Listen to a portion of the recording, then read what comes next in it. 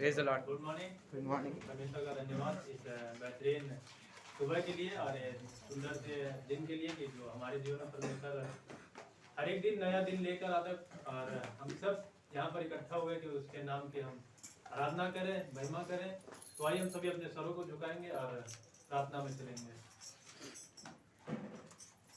महान सामर्थ्य पिता, एक बार हम फिर आपके चरणों तले आते हैं। मेरे प्रभु जी पिता, हम आपका धन्यवाद देते मेरे ईश्वर राजा कि आप परमेश्वर पिता हर एक दिन हमारे जीवन में नया दिन लेकर आते हो मेरे प्रभु जी, उसके लिए हम आपका धन्यवाद देते हैं। धन्यवाद पिता, इस सुंदर सी सुबह के लिए आपने हमारे जीवन में ये दिन जोड़ा प्रभु जी कि हम आपकी आराधना अपने हृदय और सच्चाई से करने पाए मेरे प्रभु जी, उसके लिए हम आपका धन्यवाद देते हैं। धन्यवाद पिता, यहाँ पर आए हुए भाई बहनों को आप सुरक्षित लेकर आए हो मेरे प्रभु जी, उसके लिए हम आपका धन्यवाद देते हैं। प्रार्थना करते मेरे प्रभु जी की जितने भाई बहन लोग आ रहे हैं रास्तों में प्रभु जी, आप उनकी मदद कीजिए, उनको सुरक्षित आने में परमेश्वर पिता हम प्रार्थना करते हैं वो यहाँ पर सुरक्षित आए और आपकी परमेश्वर पिता आशीष को ग्रहण कर जाने पाए मेरे प्रभु जी। प्रार्थना करते मेरे ईश्वर राजा के आज के फेलोशिप के लिए मेरे खुदावन, आज परमेश्वर पिता हम सब यहाँ पर इकट्ठा हुए आपकी आराधना के लिए मेरे प्रभु जी। हम परमेश्वर पिता आपकी आराधना अपने हृदय से करने पाए मेरे प्रभु जी, और सब कुछ परमेश्वर पिता हमारे द्वारा जो कुछ भी होता है आपको प्रभु जी ग्रहण हो मेरे प्रभु जी। हम प्रार्थना करते मेरे ईश्वर राजा के आज के हर एक गीतों में हम प्रभु जी आपकी सहभागिता को चाहते हैं, हर एक वचनों में परमेश्वर पिता आपकी मदद को चाहते हैं। जो भी परमेश्वर पिता वचन होता है प्रभु जी, आप हमसे उससे बोले और बातचीत करें और परमेश्वर पिता वो वचन हमारे जीवन में आशीष का कारण हो। हम प्रार्थना करते पास्टर जी को परमेश्वर पिता, उनके द्वारा जो भी परमेश्वर पिता आपने वचन को दिया है मेरे प्रभु जी, वो वचन हमारे हृदय में, हमारे परमेश्वर पिता हृदय में परमेश्वर पिता एक बीज को लाने वाला बन सके मेरे प्रभु जी। हम उस वचन को सुने और एक आशीषित बार होने पाए मेरे प्रभु जी। मेरे खुदा, हम सारी चीजों में आपका धन्यवाद देते हैं। आप मदद कीजिए, अगुवाई कीजिए मेरे प्रभु जी। सारा धर्म महिमा हम आपको देते हैं। प्रार्थना मसीह यीशु के नाम से मांगते हैं। गुड मॉर्निंग सबको, जय मसीह की। आइए हम परमेश्वर की आराधना करेंगे। यीशु का दरबार है, हमें प्यारा लगत है। यीशु का दरबार है, हमें प्यारा लगत है। प्यारा लगत है, तुम्हारा लगत है। प्यारा लगत है, तुम्हारा लगत है। यीशु का दरबार है, हमें प्यारा लगत है। यीशु का दरबार है, हमें प्यारा लगत है। तेरे दरबार मसीह कौन कौन आए, तेरे दरबार मसीह कौन कौन आए। करम के भूखे गुनहगार थे, हमें प्यारा लगत है। करम के भूखे गुनहगार थे, हमें प्यारा लगत है। प्यारा लगत है, तुम्हारा लगत है। प्यारा लगत है, तुम्हारा लगत है। यीशु का दरबार है, हमें प्यारा लगत है। यीशु का दरबार है, हमें प्यारा लगत है। तेरे दरबार मसीह क्या क्या मिलत है। तेरे दरबार मसीह क्या क्या मिलत है। मुक्ति और शांति अपार है, हमें प्यारा लगत है। मुक्ति और शांति अपार है, हमें प्यारा लगत है। यीशु का दरबार है, हमें प्यारा लगत है। तेरे दरबार मसीह हम सब हैं आए। तेरे दरबार मसीह हम सब हैं आए। सुन लो हमारी पुकार है, हमें प्यारा लगत है। सुन लो हमारी पुकार है, हमें प्यारा लगत है। यीशु का दरबार है, हमें प्यारा लगत है। यीशु का दरबार है, हमें प्यारा लगत है।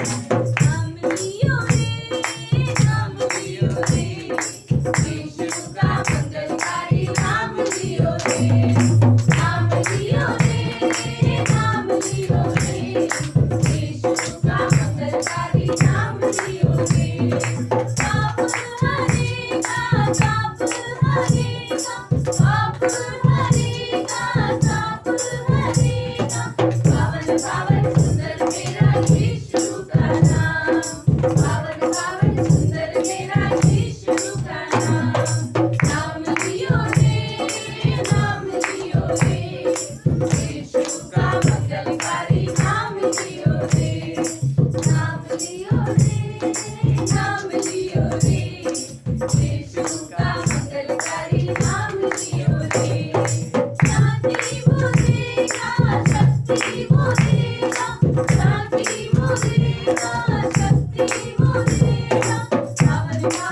सुंदर मेरा यीशु का नाम, पावन पावन सुंदर मेरा यीशु का नाम। नाम लियो रे, नाम लियो रे, यीशु का मंगलकारी नाम लियो रे। नाम लियो रे, नाम लियो रे, यीशु का मंगलकारी नाम लियो रे। शक्ति वो देगा, मुक्ति वो देगा, शक्ति वो देगा, मुक्ति वो देगा। पावन पावन सुंदर मेरा यीशु का नाम, पावन पावन सुंदर मेरा यीशु का नाम। नाम लियो रे, नाम लियो रे, यीशु का मंगलकारी नाम लियो रे। नाम लियो रे, नाम लियो रे, यीशु का मंगलकारी नाम लियो रे। यीशु का मंगलकारी नाम लियो रे, यीशु का मंगलकारी नाम लियो रे। धन्यवाद परमेश्वर, आप आदर और महिमा के योग्य हैं। आपने हमसे अद्भुत प्रेम किया है परमेश्वर। प्रभु यीशु, आपका नाम सब नामों में श्रेष्ठ है। धन्यवाद परमेश्वर, धन्यवाद देते प्रभु, धन्यवाद देते। आपकी महिमा हो परमेश्वर। प्रभु हम आपके पास हैं। प्रभु हम आपकी महिमा के लिए आते हैं। प्रभु आपसे उम्मीद लगाते हैं परमेश्वर। प्रभु यीशु, इसलिए हम आपके नजदीक आते हैं। प्रभु आपने हमें बुलाया, धन्यवाद परमेश्वर। हमसे इतना प्रेम करने के लिए धन्यवाद देते, धन्यवाद देते परमेश्वर। हम आपके चरणों के पास आते हैं क्योंकि वो स्थान अच्छा है, वो अच्छा स्थान है। धन्यवाद प्रभु यीशु, धन्यवाद देते हैं।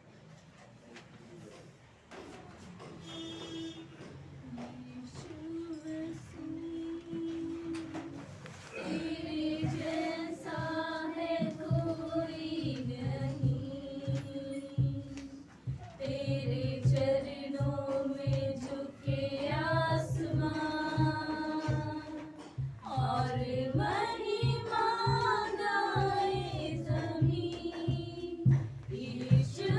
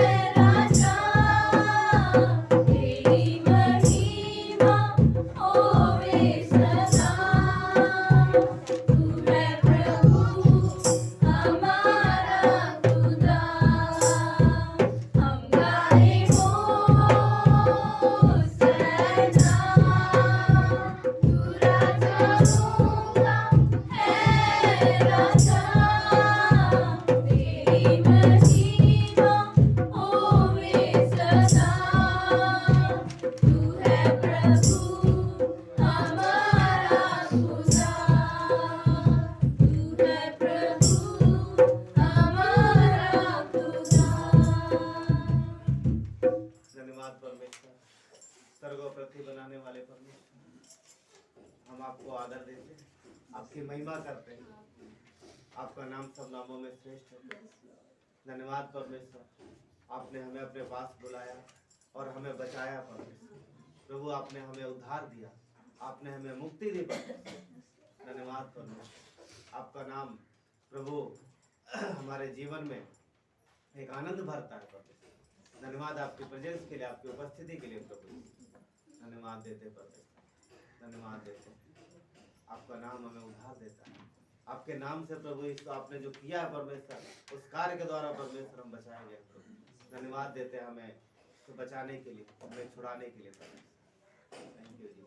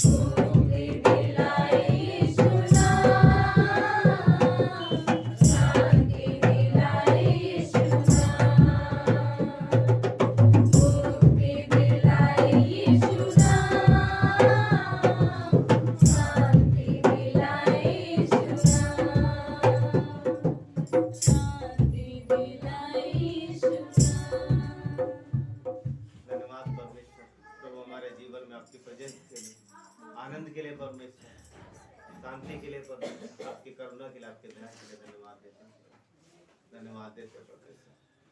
प्रभु आज के दिन हम आपकी आवाज़ को सुन रहे हैं परमेश्वर, आपकी प्रेजेंस को अपने हृदय में महसूस कर रहे हैं।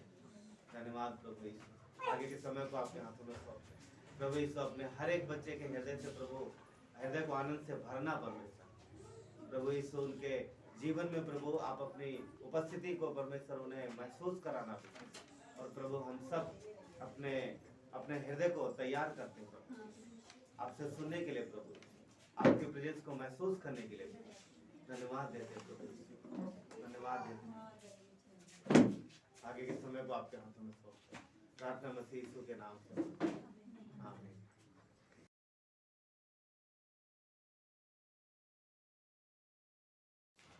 जैसे मैं मूसा के साथ था, वैसे ही तेरे भी साथ रहूंगा। जैसे मैं मूसा के साथ था, वैसे ही तेरे भी साथ रहूंगा। रसदार रहूंगा मैं तुझसे, रसदार रहूंगा मैं तुझसे, और तुझे न कभी छोड़ूंगा। जैसे मैं मूसा के साथ था, वैसे ही तेरे भी साथ रहूंगा। जैसे मैं मूसा के साथ था, वैसे ही तेरे भी साथ रहूंगा।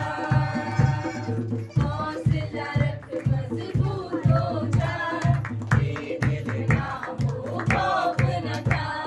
हौसला रख मजबूत हो जा, बेदिल ना हो खौफ न खा। जिंदगी भर कोई शख्स तेरे सामने, जिंदगी भर कोई शख्स तेरे सामने दिल खड़ा न कभी रह सकेगा। जैसे मैं मूसा के साथ था, वैसे ही तेरे भी साथ रहूंगा। जैसे मैं मूसा के साथ था, वैसे ही तेरे भी साथ रहूंगा। यहोवा उठ लोग साथे जा, मुल्क कनान को पहुंचा। यहोवा उठ लोग साथे जा, मुल्क कनान को पहुंचा। जहाँ टिकेगा तेरे पाँव का तलवा, जहाँ टिकेगा तेरे पाँव का तलवा, वो जगह मैं तुझे दे दूंगा। जैसे मैं मूसा के साथ था, वैसे ही तेरे भी साथ रहूंगा। जैसे मैं मूसा के साथ था, वैसे ही तेरे भी साथ रहूंगा। मेरे कलाम से न दाएं मुड़ना, मेरे कलाम से न बाएं मुड़ना, मेरे कलाम से न दाएं मुड़ना, मेरे कलाम से न बाएं मुड़ना। मुड़ जाए लोग ये सारे, मुड़ जाए लोग ये सारे, मैं तुझे न मुँह मोड़ूंगा। जैसे मैं मूसा के साथ था, वैसे ही तेरे भी साथ रहूंगा। जैसे मैं मूसा के साथ था, वैसे ही तेरे भी साथ रहूंगा।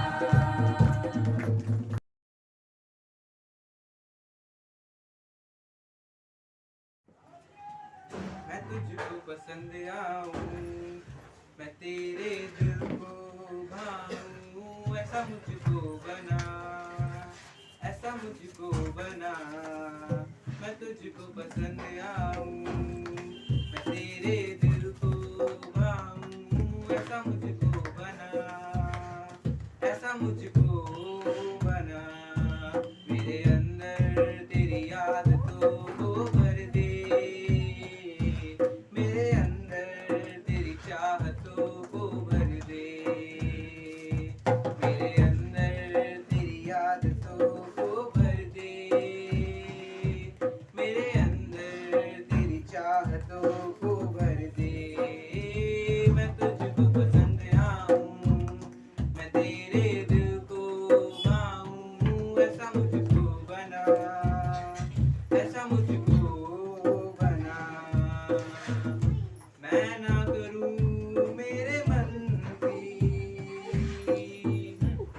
दौड़ूं तेरी मर्जी को,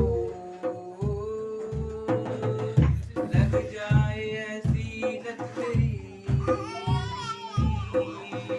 कुछ और ना अब रिझाए तेरी हर ख्वाहिश को, मैं अपनी आदत बना लूं, ऐसा मुझको बना, ऐसा मुझको बना, तेरी हर ख्वाहिश को मैं अपनी आदत बना लूं, ऐसा मुझको बना, ऐसा मुझको बना, मेरे अंदर तेरी आदतों को भर दे, मेरे अंदर तेरी चाहतों को भर दे, मेरे अंदर तेरी आदतों को भर दे, मेरे अंदर तेरी चाहतों को भर दे, मैं तुझको पसंद आऊं, मैं तेरे दिल को भाऊं, ऐसा मुझको बना, ऐसा मुझको बना, मैं तुझको पसंद आऊं, मैं तेरे दिल को भाऊं, ऐसा मुझको बना, ऐसा मुझको बना। आइए हम लोग आज के संदेश में चलते हैं और हम लोग पढ़ रहे हैं 2 जगह से। पहला यूहन्ना 1 अध्याय 1 से 4 और पहला कुरिन्थियों 1 का 9। तो हम लोग पढ़ रहे हैं पहला यूहन्ना की पुस्तक से। सब लोग निकाल सकते हैं, अगर आप पहुंच गए वहाँ पे तो ठीक है। पहला यूहन्ना, सर्दी का सीजन है इधर। हाँ, उत्तर भारत में बहुत ठंड हो रही है और बहुत से लोग हैं जो कि ऐसी जगह पर जिन्हें जहाँ ठंडी नहीं हो रही है, कहीं कहीं एसी चल रहा है, कहीं पंखे चल रहे हैं, और यहाँ पर एसी और पंखे के नाम से ठंडी लगने लग जाती है। तो तो सर्दी का सीजन है और इसलिए प्रार्थना करें परमेश्वर आप सबको संभाले, क्योंकि सर्दी जुकाम कई सारे लोगों को हो सकता है। बट ठीक है, परमेश्वर कवर करता है सारी चीजें। आइए वचन पढ़ते हैं। पहला यूहन्ना 1 अध्याय 1 से 4। यहाँ पर इस प्रकार लिखा है, उस जीवन के विषय में जो आदि से था, जिसे हमने सुना और जिसे अपनी आंखों से देखा। यूहन्ना लिख रहा है यहाँ पर कि उस जीवन के विषय में, तो जीवन के विषय में जो आदि से था, आदि से मतलब जब कुछ भी नहीं था तब से था, जिसके विषय में कहता है कि जिसे हमने अपनी आंखों से देखा और ध्यान से देखा और छुआ। किसकी बात कर रहा है? किसकी बात कर रहा है? जोर बोलो ना, किसकी बात कर रहा है यहाँ पर? अरे वो धीरे सब ये मसीह की बात कर रहा है। बोलता है कि मैंने उसको आंखों से देखा और छुआ, मगर यीशु तो लिखे नहीं यहाँ पर। क्या कहता है? जीवन के विषय में। क्या यीशु ने नहीं बोला है कि मैं जीवन हूँ, मैं ही लाइफ हूँ? तो वो जीवन है। कहता है मैंने उसे छुआ और देखा। वचन 2 कहता है यही जीवन प्रकट हुआ और हमने उसे देखा और उसकी गवाही देते हैं। उसका देखा है इसलिए हम उसकी गवाही दे रहे हैं और तुम्हें अनंत जीवन का सुसमाचार देते हैं, जो पिता के साथ था और हम पर प्रकट हुआ। जो कुछ हमने देखा और सुना है उसका सुसमाचार तुम्हें भी देते हैं। तो जो परमेश्वर के शिष्य यूहन्ना ने देखा, जो वो सारी चीजें वो इसमें लिख रहा परमेश्वर के अनुग्रह से। तो आगे, इसलिए तुम भी हमारे साथ सहभागी हो जाओ। कहता है कि जीवन को, लाइफ को हमने देखा और हमने पाया है, इसलिए तुम भी हमारे साथ सहभागी हो जाओ। और सहभागिता करो। पर जैसा वो ज्योति में था, वचन हम लोग वापस आते, सहभागी हो जाओ और हमारी ये सहभागिता पिता के साथ और उसके पुत्र मसीह के साथ। तो जो सहभागी होना है, किसके साथ होना है? परमेश्वर और मसीह के साथ, परमेश्वर पिता और यीशु के साथ हमारी सहभागिता है। तो हम परमेश्वर के साथ सहभागिता करते हैं और इस सहभागिता से होगा क्या? इस संगति से, इस फेलोशिप से होगा क्या? जो यहाँ वचन में लिखा है, क्या कहता है कि हमारी सहभागिता पिता के साथ और उसके पुत्र मसीह के साथ है। वचन 4 कहता है क्या होगा? और ये बातें इसलिए लिखते हैं कि हमारा आनंद पूरा हो जाए। उसने ये नहीं लिखा मेरा आनंद पूरा हो जाए, बोलता हमारा आनंद पूरा हो जाए। क्यों? हम सहभागी हो गए ना, एक हो गए, एक संगति हो गए, तो बोले ताकि हम सबका आनंद पूरा हो जाए। ठीक है। अब चलेंगे पहला कुरिन्थियों का 1:9, ठीक है। पहला कुरिन्थियों 1:9, यहाँ पर क्या लिखा है? पहला कुरिन्थियों वचन 1:9, यहाँ पर इस प्रकार लिखा है, परमेश्वर सच्चा है और जिसने तुमको अपने पुत्र हमारे प्रभु यीशु मसीह की संगति में बुलाया। परमेश्वर सच्चा है। किसने बुलाया है? परमेश्वर सच्चा है और उसने बुलाया। किसने? परमेश्वर ने। कहाँ बुलाया? मसीह की संगति में। तो कलीसिया में किसने बुलाया? परमेश्वर ने बुलाया। हम सबको, हर एक को परमेश्वर ने बुलाया। और जब हम कभी कभी नहीं आते हैं तो परमेश्वर दुखी होता है, क्योंकि बुलाया है। आप किसी को बुलाते हो शादी पर, जो बहुत अच्छा, जो आपका जो उम्मीद करने, जो ऐसा मेहमान जो कि बहुत आप चाहते उम्मीद करते हैं, और उसका रास्ता देखते हैं, और जब वो नहीं आता है तो आपको दुख होता है। आप कोई और फंक्शन करते हैं, कुछ भी करते हैं, आप बुलाते हैं, अगर वो पर्सन नहीं आता है तो कैसा लगता है? अच्छा लगता है? नहीं लगता। मसीह ने हमें बुलाया है और वो चाहता है कि हम उसके साथ फेलोशिप करें। चलिए प्रार्थना करते हैं। परमेश्वर, धन्यवाद देते आपके दया और प्रेम के लिए, आपकी महिमा हो। प्रभु, आपने हमें बुलाया है और आपकी इच्छा है कि हम फेलोशिप करें, हम संगति करें। धन्यवाद देते परमेश्वर। प्रभु, इससे आपके देह है पिता, और आप यहाँ पर उपस्थित हैं। तो प्रभु, आपने हमें बुलाया है इसलिए कि हमारा आनंद पूरा हो जाए। यूहन्ना कहता है कि परमेश्वर ने हमें सहभागिता दी ताकि हमारा आनंद पूरा हो। आपने बुलाया। धन्यवाद परमेश्वर। प्रभु यीशु, देह आपकी है पिता, आपके लोग हैं परमेश्वर।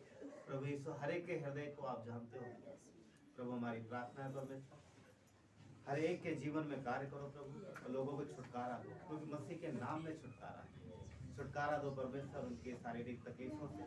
छुटकारा दो प्रभु उनको हर एक रिश्ते में प्रभु जहाँ समस्या। छुटकारा दो प्रभु हर वो बंधन जहाँ पर शैतान ने डाल के रखा है। और छुटकारा दो प्रभु उनको आत्मिक जीवन के बंधन से प्रभु।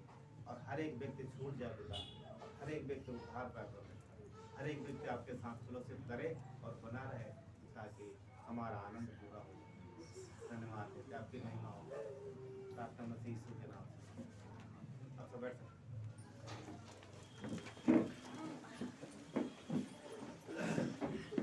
तो जैसा हम लोगों ने देखा कि जैसा हम लोगों ने वचन पढ़ा कि परमेश्वर ने हमें संगति के लिए बुलाया, फेलोशिप के लिए ना, फेलोशिप के लिए बुलाया। तो बच्चों को संभालना, जबकि संडे स्कूल के हिसाब से थोड़ा ध्यान रखिएगा। तो जैसे अभी हम लोगों ने वचन पढ़ा, वो फेलोशिप की बात कर रहा है। क्या कहता है कि मसीह यीशु ने हमें बुलाया, इसमें अपनी संगति में, ताकि हम लोग क्या करें? अपने जान पहचान को बढ़ाएं। तो एक बात, एक सवाल है यहाँ पर, जान पहचान किसके साथ हो सकती है? बातचीत किसके साथ हो सकती है?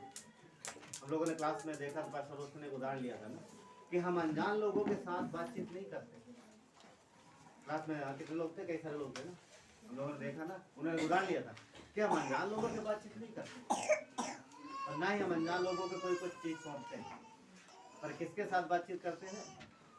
जान पहचान वालों, जिनके साथ हमारी जान पहचान है, जिनके साथ हमारी पहले से दोस्ती है, हम उनके साथ अच्छा रिश्ता रखते हैं, उन पर भरोसा करते हैं और उनको चीजें भी सौंप देते हैं। उनके साथ हम संगति करते हैं, अनजान के साथ नहीं करते, अनजान के साथ नहीं करते। तो क्या परमेश्वर हमारे लिए अनजान? अब वो हमारे लिए अनजान नहीं है, पहले हो सकता। मगर दूसरा सवाल है, क्या हम परमेश्वर के लिए अनजान हैं? नहीं, वो हमें पहले से जानता है, पर हम कई बार उसे नहीं जान पाते। आज जानते हैं, पर जब हम मसीह में नहीं थे तब हम उसे नहीं जानते। क्यों? क्योंकि पाप की वजह से कोई भी सच्चे परमेश्वर को जान नहीं सकता जब तक कि वो अपने उस चीज से, परमेश्वर के पापों से, अपने पापों से छूट नहीं जाता। पर अब हम अनजान नहीं है, अब हम जान पहचान, अब हमारी फ्रेंडशिप हो गई, अब हमारी दोस्ती हो गई। तो दोस्ती हो गई है तो फेलोशिप को आगे बढ़ाना चाहिए, दोस्ती को आगे बढ़ाना चाहिए। फिर या फिर एक बार मिले बस हो गया, उम्र भर के लिए हो गया। क्या कभी आपने ऐसा देखा कोई ऐसा दोस्त हो जो एक बार मिले बस बोला अब हो गया जिंदगी भर के लिए, अभी दोबारा नहीं मिलेंगे? ऐसी दोस्ती चलती है क्या? कितने लोगों का ऐसे दोस्त है जो एक बार मिले दोबारा कभी नहीं मिले? थोड़े समय की दोस्ती, शॉर्ट टाइम। हाँ, कई बार ऐसी दोस्तियाँ होती, पता है कब? सफर में आप ट्रेन में जा रहे हैं, आपकी दोस्ती हो सकती है थोड़े दिन के लिए, और नंबर लेना भूल गए तो खत्म, उसके बाद दोबारा मिले न मिले पता नहीं, है ना? सफर में कई बार हो जाता है। मगर परमेश्वर ने हमें इस तरीके की दोस्ती के लिए नहीं बुलाया, इस तरीके की संगति के लिए नहीं बुलाया। उसकी संगति हमेशा के लिए, हम जिस विषय पे बात कर रहे हैं वो परमेश्वर के साथ मजबूत रिश्ता, मजबूत संगति, उस विषय पे बात कर रहे हैं। ठीक है? उसकी फेलोशिप, उसने हमें हमेशा की संगति के लिए बुलाया है, और ये संगति हमारी बनी रहेगी इस जीवन में भी, और इस जीवन के क्या मरने के बाद हम मसीह से अलग होने वाले हैं? कितने लोग ये विश्वास करते हैं कि मरने के बाद हम यीशु से अलग हो जाएंगे? नहीं ना, हम हमेशा उसके साथ। तो हमारे फेलोशिप हमेशा अनंत के लिए। तभी पहला कुरिन्थियों 1:9 में क्या कहता है कि परमेश्वर ने हमें संगति के लिए बुलाया। किस चीज के लिए बुलाया? संगति के लिए। और संगति से क्या होता है पता? संगति से जान पहचान, जान पहचान होती है। परमेश्वर ने मनुष्य को अकेले रहने के लिए नहीं बनाया। मनुष्य का निर्माण उसी लिए इसीलिए किया ताकि परमेश्वर अपने बच्चों के साथ फ्रेंडशिप कर सके, दोस्ती कर सके, उनके साथ फेलोशिप करे। आप अदन पढ़ो, आप अदन के बगीचे में देखोगे परमेश्वर संगति के लिए आता था। किसके पास? मनुष्य के पास। किसके पास आता था? आदम के पास, अपने बच्चे के पास। स्वर्ग का सिंहासन, सब कुछ बनाने वाला परमेश्वर जिसने मनुष्य को बनाया है, वो अपने सिंहासन से उतर के उस धरती के हिस्से में अपने बच्चे के पास आता था। लिखा है कि ठंडे समय, दिन के ठंडे समय में यहोवा उस सदन की वाटिका में फिरता। वाटिका, परमेश्वर का स्थान तो स्वर्ग में है, वो बगीचे में क्या कर रहा? कहाँ? वचन क्या कहता? परमेश्वर का निवास कहाँ है? स्वर्ग में। और यहाँ तो बगीचे में है। बगीचे में क्यों आया भाई? यहाँ क्या काम? फेलोशिप, संगति के लिए। क्योंकपरमेश्वर को पसंद है अपने बच्चों के साथ फेलोशिप, संगति पसंद है। क्या मनुष्य जब बनाया गया, जब बनाया गया तब क्या वो परमेश्वर के विषय में अनजान? नहीं। परमेश्वर ने जब बनाया, उसको बनाते समय उसे ऐसा बनाया कि उसके दिल में अपने पिता के प्रति एक इच्छा होती है। एक डिवाइस मतलब बोल सकते हैं, जैसे कई सारी चीज़ों में डिवाइस लगाई जाती है तो वो फंक्शन पहले से रहता है, जैसे मोबाइल हो गया, कई सारी चीज़ें, तो जब ऑन होता है तो उस चीज़ को एक्सेप्ट कर लेता है। तो मनुष्य को परमेश्वर ने इसलिए बनाया ताकि वो परमेश्वर अपने परमेश्वर के साथ फेलोशिप करे, अपने पिता के साथ संगति करे। आदम ने जब आंखें खोली तो सबसे पहले किसको देखा उसने? हव्वा को? हाँ? पत्नी को देखा सबसे पहले? नहीं, सबसे पहले उसने अपने पिता को देखा, परमेश्वर को देखा। आंखें खोली तो कौन था? हाँ? हमने जब आंखें खोला तो हमने परमेश्वर को नहीं देखा। आज के पहले लोग माता को मम्मी को देखते थे, और भी जो फैमिली वाले ना। आजकल बच्चे जब आंखें खोलते हैं तो नर्स जो हॉस्पिटल वाले डॉक्टरों को देखते हैं। सही बात है ना? जो दुनिया में आते खोलते उनको नर्स जो डॉक्टर दिखाई देते हैं। इसीलिए ना उम्र भर दवाइयाँ चलती रहती। शुरुआत में दवाई, अंत तक दवाई, है ना? खैर वाला मैटर है। सो फेलोशिप परमेश्वर ने इसलिए बनाया संगति के लिए। आदम ने आंखें खोली, सामने परमेश्वर था। हमने आंखें खोली, हमने परमेश्वर को नहीं देखा। मगर यकीन करो, जब आप धरती पर आंखें बंद करोगे, उसके बाद स्वर्ग में जब आंखें खुलेंगी तो परमेश्वर सामने। जब हमारी आंख बंद होगी, हम परमेश्वर के सामने। क्या अच्छी बात नहीं? अच्छी बात। पर जब इस जीवन में परमेश्वर की इच्छा है कि हम संगति में बने रहें, हम फेलोशिप में बने रहें। पाप के बाद, गुनाह के बाद आदम परमेश्वर के पास जा नहीं पाया, डर गया। आप देखोगे परमेश्वर को उसे ढूंढना पड़ा। आदम तो किधर है? पहले आता था बिंदास, कोई टेंशन नहीं, कोई डर नहीं, आता था, बातचीत करते थे, दोनों बाप बेटे तो साथ में घूमते थे। पाप के बाद अभी वो छुप गया था। परमेश्वर को आवाज देनी पड़ी, बुलाना पड़ा, ढूंढना पड़ा। आपको पता उस दिन के बाद से आज तक परमेश्वर आवाज दे रहा, तब से लेकर के आज तक सबको बुला ही रहा, और हमें आपको बुलाया इसलिए यहाँ पर, इसलिए हम यहाँ पर। तो उसके कॉलिंग कौन पर बुला कौन रहा? मनुष्य नहीं बुला, परमेश्वर बुला। तो उसके बुलाहट को समझना है, और उस बुला क्यों रहा? फिलोसफी, वो बात करना चाहता, वो संगति करना चाहता अपने बच्चे के साथ। वो चाहता है कि हमारी जान पहचान बढ़े, क्योंकि वो देख रहा, एक अच्छा पिता होने के नाते वो देख रहा हमारे बच्चों के जीवन में बहुत सारी तकलीफें हैं, मगर हमारे बच्चे इधर उधर ढूंढ रहे, उन व्यर्थ जगहों पर हाथ पैर चला रहे, जहां पर उनको रहना चाहिए वहां नहीं रहे, इसलिए वो ढूंढा। एक परिवार था मुंबई के, कुछ विषय बताता हूँ। कुछ बात है, परिवार था, हम लोग जब वहाँ पे थे मुंबई में, तो मैंने एक देखा, एक बार एक परिवार था, प्रभु में अच्छा था और संगति में जाते थे। तो उस परिवार में एक लड़का, मतलब बाइबल स्कूल में थे वो लोग, तो ज़्यादा जान पहचान नहीं थी। जैसे फिलोसफी में वो बड़ी कलीसिया है, तो वहाँ पर कई बार लोगों से ज़्यादा पर्सनल जान पहचान नहीं हो पाती, तो वो परिवार आते जाते थे। और मगर एक लड़का था, उसकी हल्के फुल्के जान पहचान थी, मगर बाद में पता है क्या हुआ कि आना जाना, मतलब मिलना मिलाना थोड़ा बढ़ने लगा परिवार के साथ, क्योंकि वो आते थे सभा में और जान पहचान थी। तो फिर कभी कभी वो घर में भी आने लगे, घर में आने लगे। तो पहले तो सभा में हलवा आया हो जाता था, जय मसीह की हो जाता था, ज़्यादा कुछ नहीं। पर जब घर आएंगे, जब घर जाते थोड़ा अलग होता है, तो घर गए, फिर एक बार, फिर 2 बार, फिर 3 बार, धीरे धीरे उस परिवार में उस लड़के का एकदम घनिष्ठ रिश्ता हो, बहुत अच्छा रिश्ता। पहले वो परिवार बस खाली दूर से हलो है, मजबूत रिश्ता नहीं था, मगर जब फेलोशिप हुई, जब संगति हुई, तो रिश्ता और बढ़ा, विश्वास बढ़ा और मजबूत रिश्ता हो। क्या ये गलत है?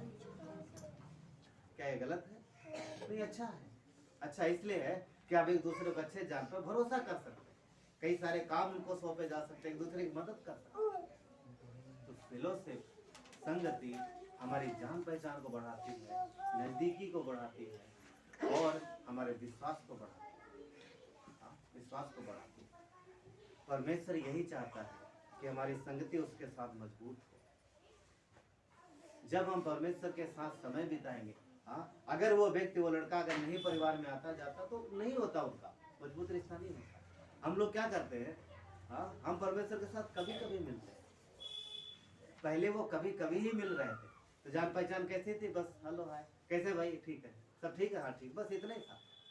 और जब घर आना जाना शुरू हुआ, आप समझ पा रहे क्या हो रहा? एक मजबूत रिश्ता बना। कोई काम पड़ा, भैया किधर हो? हाँ, अब भरोसा आ गया, हम उनके साथ उन पर ट्रस्ट कर सकते, विश्वास कर सकते, भरोसा कर सकते। फेलोशिप बहुत जरूरी, संगति बहुत जरूरी। यदि हम परमेश्वर के साथ समय बिताएंगे, ज़्यादा से ज़्यादा, अक्सर मिलेंगे, रोज मिलेंगे, तो पता क्या होगा? हमारी जान पहचान बढ़ेगी, हमारी जान पहचान बढ़ेगी, हमारी संगति बढ़ेगी, हमारा रिश्ता मजबूत होगा, हमारा भरोसा बढ़ेगा। किस पर? एक दूसरे पर। अगर मैं उदाहरण बता रहा हूँ, संजय भाई हमारे बीच में, अगर हम दोनों मिले ना, मुलाकात ना करें, तो गैप आ जाएगा, गैप आ जाएगा। पर मिलते रहते हैं तो वो गैप कम होता रहता है, और कई मिलते मिलते रहने से दिल मिल जाते हैं। तो परमेश्वर चाहता है कि हमारा हृदय मिल जाए उसके साथ। इससे क्या होगा? भरोसा मजबूत होगा, भरोसा मजबूत होगा तो विश्वास और बढ़ेगा, बढ़ेगा, विश्वास और बढ़ेगा। और जब विश्वास मजबूत होगा तो पता क्या होगा? एक दूसरे की बात मानेंगे। दोस्तों के साथ जब रिश्ता मजबूत होता है तो क्या करते हैं? एक दूसरे की बात मानते हैं ना। तो अगर हमारा विश्वास मजबूत होगा तो हमारे जीवन में आज्ञा पालन बढ़ेगा, हम परमेश्वर पे और भरोसा कर पाएंगे। जो भी वचन लिखा उस पर भरोसा करेंगे, उसके अनुसार चलेंगे, आज्ञा पालन बढ़ेगा। और जब आज्ञा पालन बढ़ेगा, परमेश्वर की इच्छानुसार कार्य करेंगे, तो पता है क्या होगा? जीवन सामर्थ्य बनेगा। क्यों? क्योंकि वचन के अनुसार चल रहा है। जब वचन के अनुसार चल रहे तो जो परमेश्वर ने कहा वो होगा, क्योंकि उसका वचन क्या झूठा है? क्या कभी खाली जाता? नहीं, बिल्कुल नहीं। परमेश्वर का वचन झूठा नहीं है, खाली नहीं जाता। तो जब हम विश्वास करेंगे तो बात मानेंगे तो जीवन सामर्थी बनेगा। और जब जीवन सामर्थी होगा तो पता क्या होगा? परमेश्वर के अद्भुत सामर्थी काम हमारे और आपके जीवन से प्रकट होंगे, इस कलीसिया से प्रकट होंगे। गवाहियाँ कब आती पता? जब परमेश्वर अद्भुत काम करता है। हमारे आपके बीच में से गवाहियाँ कब आती? जब परमेश्वर अद्भुत काम करता है। तो ये कैसे हो रहा? कहाँ से शुरू हो रहा? फेलोशिप से शुरू हो रहा, संगति से शुरू हो रहा। हाँ? और जब सामर्थ्य काम प्रकट होंगे तो पता है क्या होगा? आपके जीवन में परमेश्वर की महिमा होगी, परमेश्वर की महिमा होगी। ये मुख्य बात है। इसलिए फेलोशिप बहुत जरूरी है, इसलिए संगति बहुत जरूरी है। और पता, संगति को ब्रेक करने के लिए, तोड़ने के लिए शैतान हर संभव कोशिश करता है। परमेश्वर देख रहा था आदन के बगीचे में क्या शैतान देख रहा था आदन के बगीचे में क्या हो रहा। दोनों मजबूत हैं, बीच में आया और क्या क्या संगति को तोड़ दिया ना, संगति को तोड़ा। आज भी शैतान यही चाहता है कि हमारी और आपकी संगति को तोड़े। वो और कहीं नहीं, आपके फेलोशिप पर, आपकी संगति पर, आपके रिश्ते पर हमला करे। आपको पता, सबसे पहले विश्वासी के जीवन में वो परमेश्वर के रिश्ते के बीच में हमला करता है, चाहे जैसे करे, तरीका है। उसके बाद वो अगर पति पत्नी है तो उनके बीच में हमला करे, ताकि आपस में मिल के ना रहे। यूनिटी रहेगी तो परिवार उन्नति करेगा, इसलिए वो बीच में आता है, गलत फहमियाँ लेके आता है और नुकसान पहुँचाता है। अगर एक मन, यूनिटी है, एकता है, अगर एकता टूट गई तो दोनों अलग अलग, परिवार बिखर जाता है। कई सारे परिवारों में तलाक हो जाता है। परमेश्वर का धन्यवाद कि हिंदुस्तान में इतना नहीं होता, बाहर कंट्री में जरा सी बात में तलाक हो जाता है। 3 पीढ़ियां बर्बाद होती हैं एक तलाक से। स्वयं उनकी जो तलाक लेते हैं, बच्चे जो उनके होते हैं, और तीसरे जो माता पिता जो उनका सहारा, माता पिता का सहारा चिंता, क्योंकि वो चाहते हैं कि अपने बच्चों को एक होता देखना, उनका दिल टूटता। बच्चे जो है उनका और माता जो परिवार होता है, कैसे होता है? जब एकता पर हमला होता है, जब फेलोशिप, उनकी अच्छी फेलोशिप चल रही है, बीच शैतान आएगा, गलत फहमी लाएगा और वो रिश्ता टूटेगा। परमेश्वर चाहता है कि हम संगति करें। अगर हम संगति से दूर रहेंगे तो क्या क्या होगा हमारे लिए? आदम ने संगति तोड़ी तो उसके जीवन में क्या आया? संगति जब थी, जब तक संगति टूटी नहीं तो आनंद से रहता था। और संगति टूटने के बाद अब पढ़ो क्या क्या आ गया। हमारे आपके जीवन में भी क्या होगा? अगर हमारी संगति ब्रेक होगी, यानी परमेश्वर के साथ हमारा रिश्ता टूटेगा, तो सबसे पहले आएगा डर। आदम डरा, क्या लिखा है? मैं डर गया। क्या बोलता है? मैं डर गया इसलिए तेरे सामने नहीं आया। डर आएगा, क्यों? क्योंकि अभी परमेश्वर के साथ रिश्ता मजबूत नहीं है, हम सुन नहीं पा रहे हैं, इसलिए डर आएगा। किसी भी चीज का हो सकता है, फाइनेंस का डर हो सकता है, बच्चों की पढ़ाई का हो सकता है, जीवन का हो सकता है डर, मृत्यु कब चल, बहुत कुछ हो सकता है, बहुत कुछ हो सकता है। डर आएगा। नंबर 2, कष्ट आएगा। कष्ट, तकलीफ, यानी कष्ट आएगा, तकलीफ आएगा। नंबर 3, कड़ी मेहनत आएगी। कड़ी मेहनत, ये हुआ, आप पढ़ के देखो उत्पत्ति में सब आया। अलगाव, अलगाव से पहले बीमारी है। बीमारी दोनों तरीके, आत्मिक, शारीरिक। क्या मनुष्य के पाप के बाद ये चीजें नहीं है? आदम के पाप के बाद ही उसके जीवन में कष्ट और बीमारी आई, आत्मिक और शारीरिक दोनों ये चीजें आई। और लास्ट में 5वां लिखा, अलगाव। अलगाव किस तरीके का? यदि आप उद्धार पाए हैं तो ये अलगाव धरती के लिए थोड़े समय के लिए रह सकता है, क्योंकि उद्धार पाए हुए व्यक्ति के जीवन में भी शैतान आकर के परमेश्वर से अलग कर सकता है, ताकि फेलोशिप ना करे। तो अगर उद्धार पाए हुए हैं तो ये जो अलगाव है ये थोड़े समय के लिए रहेगा, यानी धरती के जीवन तक के लिए रहेगा, और ये सारी चीजें होंगी।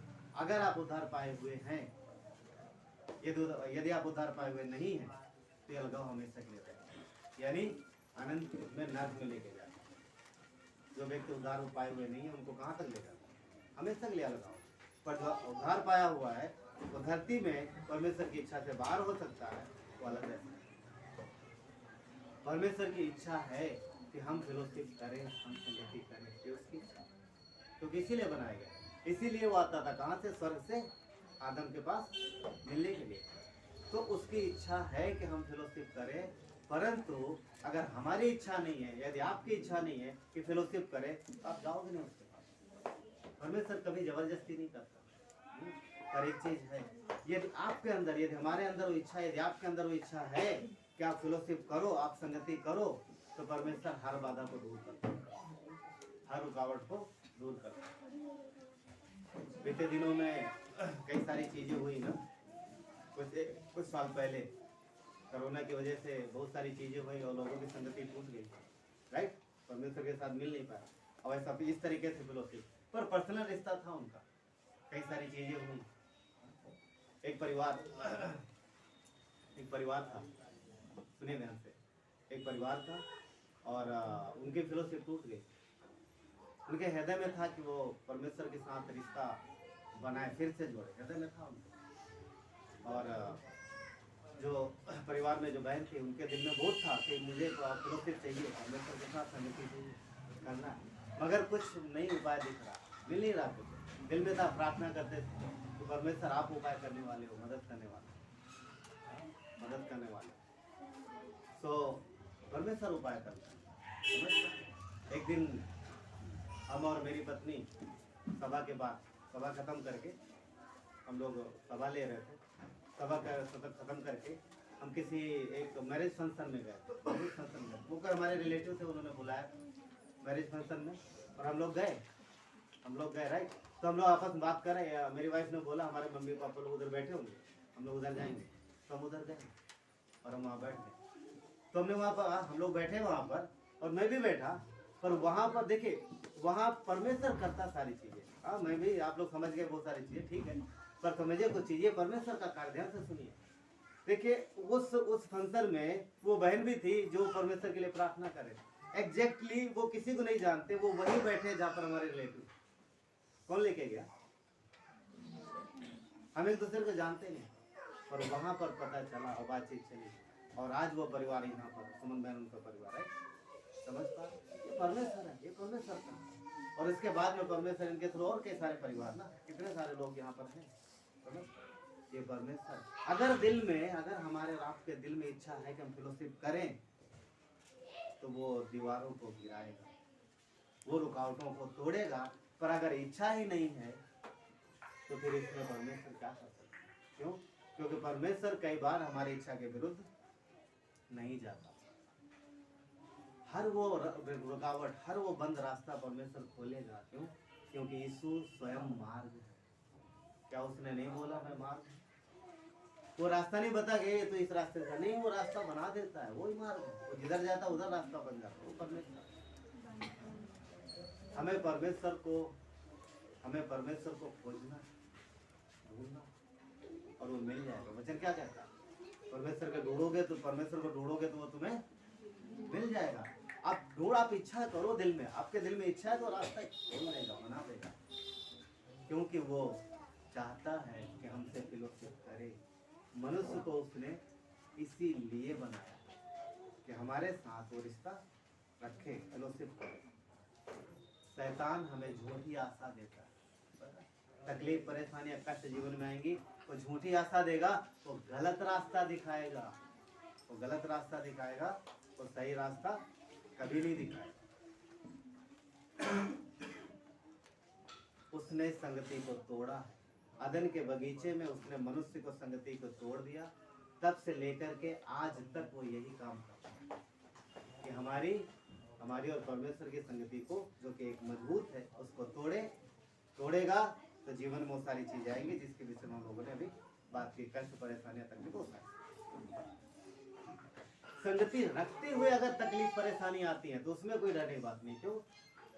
क्योंकि हमारा पिता हमारे साथ। अगर बच्चे हैं ये छोटे, अगर इनके जीवन में कोई तकलीफ हुई, डरते नहीं, क्योंकि इनके माता पिता साथ में, वो संभालते हैं। तो ऐसा नहीं विश्वासियों के जीवन में कष्ट तकलीफ नहीं आते हैं, मगर हमें संभालने वाला हमारा परमेश्वर हमारे साथ, फिर हम डरते हैं।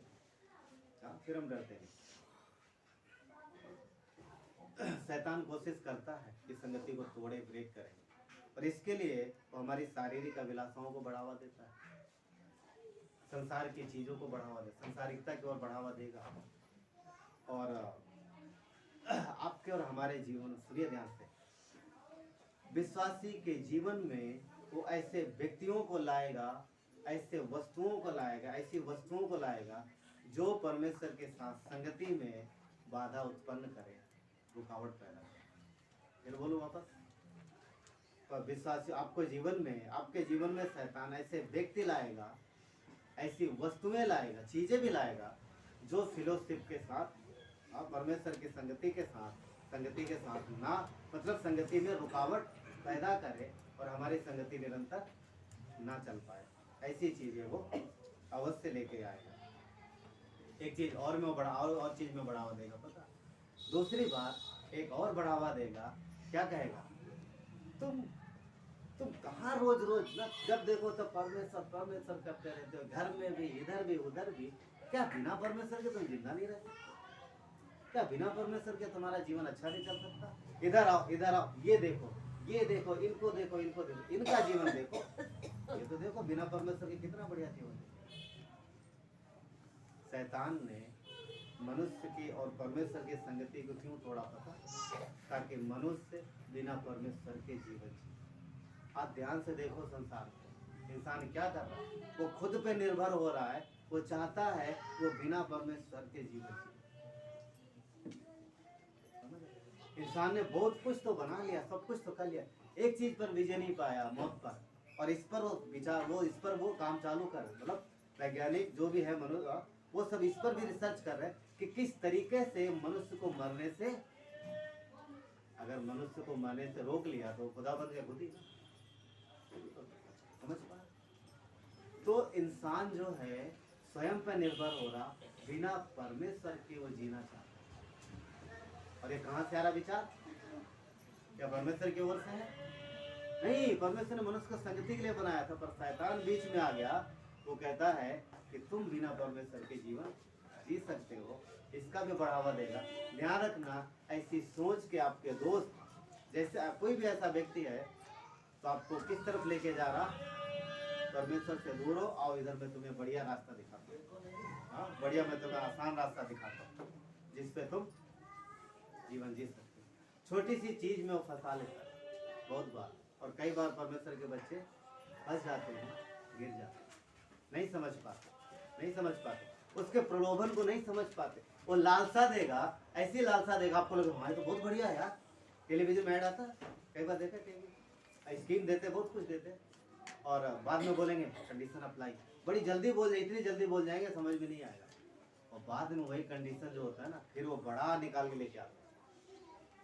तब अच्छा ये भी था क्या, तब समझ में, अरे ये तो पहले बताया नहीं, लिखा था देखो पेपर में, वो बहुत बारीक लिखा था, छोटा छोटा, और तो मैग्नीफाई ग्लास से पढ़ना पड़ता है, सिंपल आपको तो दिखेगा नहीं। इस तरह से तो ये काम। सुनो, एक परिवार था, एक कहानी है, बढ़िया, अच्छा लगेगा। एक परिवार था, उनको घर खरीदना, उनको घर चाहिए था। आज भी बहुत सारे लोग भी घर ढूंढते रहते हैं, घर सबको चाहिए, उनको घर खरीदना था। तो एक दिन वो अपने शहर में जा रहे थे, और जाते जाते एक बोर्ड लिखा, फॉर सेल, मतलब है घर के बाहर, उसमें नंबर लिखा था। इन्होंने फ़ोन किया, इस परिवार ने फ़ोन किया, घर देखा पहले, घर तो अच्छा है, फिर उन्होंने उस नंबर पे फ़ोन किया, तो वो करीब मान लो चलो कि 3 करोड़ का घर था लगभग, ठीक है, मतलब 3 करोड़ के आसपास का घर था। और जब उन्होंने फ़ोन किया तो वो बोला मैं आपको 50 लाख में दूंगा। कितने में? कितने का था? 3 करोड़ घर 50 लाख। अरे एकदम से कितने, फिर बोलो कितने, दोबारा फोन, कितने भैया? 50 लाख। 50 लाख बोला ना? हाँ 50 लाख। 50। अच्छा इतना सस्ता, बहुत खुश हो गए, अपनी पत्नी को दिखाया, हाँ सबको दिखा, दूर से देखा, ये देखते कितना बढ़िया घर, 50 लाख में मिलता है। ठीक है, अच्छा ठीक है, कब बातचीत हो पाएगी? टाइम लिया, फिक्स हो गया, पेपर साइन किया, पेमेंट किया, घर अपना। मगर उसने एक कंडीशन रखी थी। किसने? जो घर बेच रहा था। बोला था, जब घर दिखाया, अंदर खोल के दिखाया सब कुछ, हाँ घर के अंदर गया, बोला पीछे वाले कमरे में ले गया, बोला कि सब घर आपका है, एक ये खूंटी हमारी है। पीछे कमरे में ये सिर्फ खूंटी हमारी, बाकी सब आपका, कोई समस्या नहीं है, आपका सब घर आपका है, ये खूंटी जो है ये हमारी है, ये छोटी सी खूंटी है, ये हमारी है, और बाकी आपका है। तो समझ नहीं आया उनको, ये इसका मतलब क्या? नहीं नहीं, ये हमारी है, हम इसको इस्तेमाल करेंगे खूंटी को कभी कभार, बाकी सब आपका। तो देखने लगे वो। तो पत्नी बोलते हैं ना, वापस चला कर, यार खूंटी ही तो है, छोड़ो, बाकी सब तो उसका है, ठीक है। तो साइन हो गया, डन, ले लिया, हाँ 50 लाख में था। एक दिन आया वो मकान मालिक, दरवाजा खटखटाया, मतलब पुराना वाला जिसका मकान, हाँ जी, दरवाजा खोला, कुछ नहीं, ये थैला मुझे काम है। अच्छा अच्छा, आइए, वो फूटी आपकी है ना भाई, तीन ना, मतलब वो साइन किया उस पर, फूटी आपकी, ठीक है, टांग दीजिए। अब फूटी पे टंगी, उसका है, उसका सामान है। अगले दिन आया, 2-3 दिन बाद लेके गया, फिर अगले दिन आया, हाँ 2-3 दिन बाद फिर आया, और फिर दरवाजा कट गया, हाँ बोले ये सामान टांग ला। और अगली बार 1 हफ्ते 10 दिन बाद आया, फिर लेके गया, फिर आया, फिर टांग गया। उसके बाद वो 4 दिन हो गए, 5 दिन हो गए, 10 दिन हो गए, 15 दिन हो गए, आई नहीं ना, और उस थैले में से बदबू आनी शुरू हो गई। जैसे दिन बीतते जा रहे, बहुत बदबू, अब उसको छू भी नहीं सकते वो, किसको नहीं हटा सकते मेरे, क्योंकि एग्रीमेंट है, वो खूंटी उसकी है, जो सामान उसका, वही आगे निकाले, घर सब उनका है, पर खूंटी उसकी, उनका दम। वो फोन कर रहे हैं, हाँ वो फोन उठाने बड़ी मुश्किल में उठाए, अरे भैया वो बहुत बदबू आ रहा, हाँ ठीक है टंगा रहने दीजिए, मैं आ जाऊंगा। बहुत दिन बाद आया, हाँ, ले गया, फिर थोड़े दिन बाद फिर आया, फिर टांग गया, फिर बदबू। समझ पा रहे, 2-3 बार ऐसा किया, वो तंग हो गए। उन्होंने बोला भैया हमको हमारा 50 लाख दे दो, घर ले आप अपना ले। उसने बोला नहीं मुझे नहीं चाहिए, आपने घर लिया, आप घर रखो, मुझे नहीं चाहिए, मेरे पास 50 लाख नहीं। अंत में उनको घर वो छोड़ना पड़ा, ऐसे ही छोड़ के चले गए, पूरे घर में फिर उसका कब्जा हो गया। समझ पा मीनिंग क्या? शैतान उसी तरीके से छोटा सा कंप्रोमाइज कराएगा। अरे छोटा ही से, थोड़ा ही से, खूंटी ही तो है आपके जीवन में, अरे ये वाला काम कर लो, बस हो गया ना, थोड़ा लेट आ जाना, आराधना ही तो छूटती है, बाकी तो मिल जाता है ना, मैसेज तो मिल ही जाता है, बहुत सारी चीजें। ठीक है संडे में जाते क्लास नहीं होगा, समझ पा रहे, बहुत सारी चीजें। मैं उदाहरण दे रहा हूँ, शैतान हमेशा ऑफर देगा, पता है क्या? आसान और सस्ता, आसान और सस्ता रास्ता, सिंपल शॉर्टकट दिखाया, आ जाओ इधर, छोड़ो ना 2-4 रूल्स टूट रहे हैं, जंप मारोगे सीधे वहां करोड़ों में पहुंच जाओ। दे तो देगा मगर फिर नीचे गिराएगा। परमेश्वर का धन्यवाद, पता कि यीशु ने वो कील निकाल के बाहर कर दी, हमारे जीवन में उसका कोई अधिकार नहीं, पूरा का पूरा कब्जा अब किसका है? परमेश्वर का। पर शैतान चाहता है कि फिर से मुझे वो कील लगाने दो, कील लगाने दो। आएगा धीरे धीरे, एक चीज करते करते। पता सुनो, अदन के बगीचे में एक छोटा सा पाप हुआ था मनुष्य के जीवन में, और धीरे धीरे मनुष्य के हृदय के ऊपर पूरी तरीके से शैतान का कब्जा हो गया। उत्पत्ति के 6 अध्याय में परमेश्वर क्या लिखता है पता?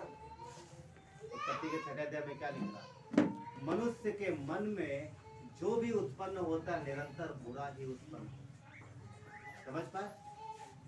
पहले आदम एकदम क्लीन पवित्र परमेश्वर के साथ संगति कर रहा, कोई पाप नहीं।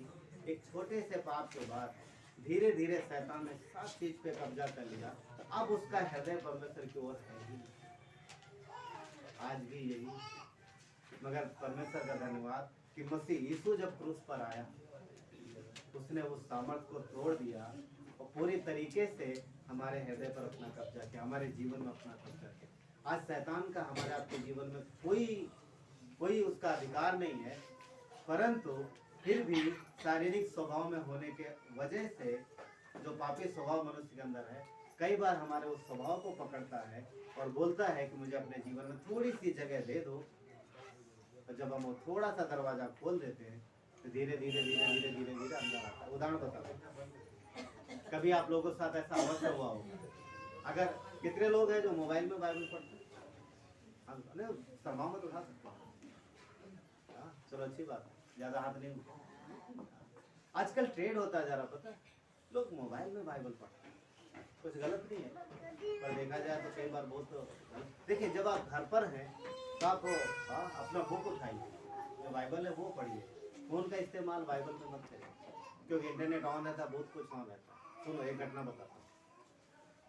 एक पास्टर एक बार कुछ एक संदेश दे रहे थे, उन्होंने एक बात बोली। उनके पास उनकी कलीसिया का एक व्यक्ति आया, उनकी कलीसिया का एक व्यक्ति उनके पास आया और उसने बोला, पास्टर रात को मैंने बाइबल पढ़ने के लिए फ़ोन उठाया। जैसे बाइबल खोला तो उसमें एक एडवर्टाइजमेंट, एक एडवर्टाइज आया और उसने मुझे अपनी ओर खींचा।